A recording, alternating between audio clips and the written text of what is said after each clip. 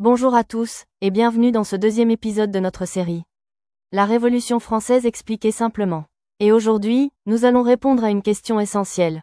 Pourquoi y a-t-il eu une révolution en 1789 ? Était-ce soudain ? Non. Il y avait des causes profondes, qui ont duré des années, et des causes immédiates, qui ont tout fait exploser. Alors, installez-vous confortablement. On plonge ensemble dans ce moment charnière de l'histoire de France. 1. Les idées des Lumières. Au XVIIIe siècle, un vent de changement souffle sur l'Europe.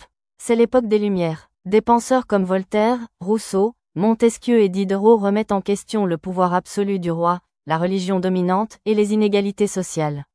Ils défendent des idées révolutionnaires pour l'époque. La liberté d'expression, la séparation des pouvoirs, l'égalité entre les hommes, la souveraineté du peuple. Ces idées circulent dans les salons, les livres, les journaux.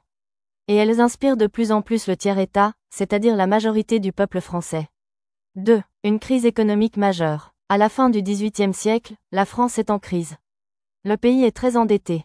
Pourquoi ? Parce qu'il a dépensé énormément d'argent pour financer des guerres, notamment la guerre d'indépendance des États-Unis. À cela s'ajoutent plusieurs mauvaises récoltes, le prix du pain augmente, la famine menace les plus pauvres, et les impôts deviennent insupportables.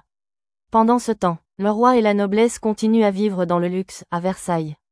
La colère monte, le peuple a faim, mais il doit quand même payer pour les privilèges des autres. Injuste, non ? 3. Une société profondément inégalitaire. La société française de l'époque est divisée en 3 ordres.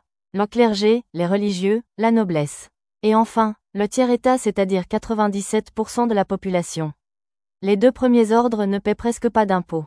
Le tiers-État, lui, travaille, paye tout, et n'a aucun pouvoir politique. Imaginez, vous êtes médecin, commerçant, paysan. Vous travaillez dur, vous payez, mais vous n'avez aucune voix dans les décisions.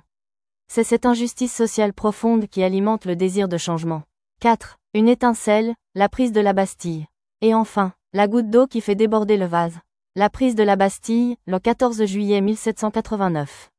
Pourquoi la Bastille ? Parce que c'est une prison symbole du pouvoir royal.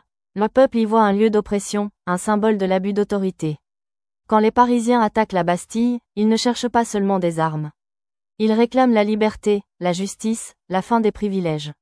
Cet événement marque le début officiel de la Révolution française. Alors, pour résumer, les philosophes des Lumières ont semé les graines de la révolte avec leurs idées de liberté et d'égalité.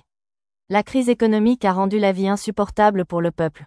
L'injustice sociale a creusé un fossé entre les riches et les pauvres. Et la prise de la Bastille a été l'explosion, le début d'un immense changement. Dans le prochain épisode, nous verrons ce qui se passe après 1789. La Déclaration des droits de l'homme, les premières réformes, et la naissance d'une nouvelle société. Merci de m'avoir écouté. N'hésitez pas à commenter. Selon vous, quelle est la cause la plus importante de la Révolution ? À très bientôt pour l'épisode 3.